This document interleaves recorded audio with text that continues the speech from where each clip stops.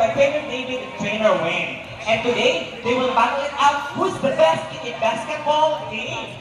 But before we start this battle, I'll be dividing you guys into two groups. So all the girls will cheer for Sassy! Come on girls, let me hear you cheer. Sassy! Sassy! Nice one, girls! And all the boys will shout for Rocky! Come on boys, let me hear you shout. Rocky! Rocky! Oh, mas malakas sa mga boys. So, trainers ready? Birds ready? Set! Go! Good job on this first for the 1 point. Para may isa sa 1 point. Ayaw naman for 1 point. 2 point. Come on, girl. And for the last one,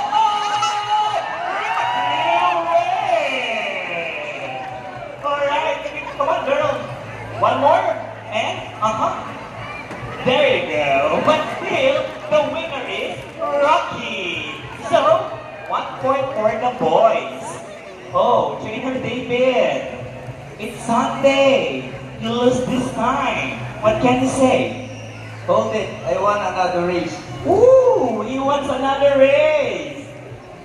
Are you sure about that? Do you want Sassy to lose again? Oh, you want Sassy to lose again. This time I guarantee you that Sassy will win. Wow, confident siya. So what do you have in mind? Guess what race? How about the ring race? And what is the ring race? The first bird who can drop 2 rings to the pole, the bash is the winner. That's the ring race. Then our ring race it shall be. Remember that boys have already 1 point. So come on girls, let's cheer louder for Sassy to win this time. And we'll be doing this again, and this time, our ring race. Okay guys? Ready, set, go! Here the champion is first for the 1 point. Hey, what's this? What are you doing? The winner! Sassy! Oh, whoever was that? Sassy girl. Hindi naman ako na-inform doon.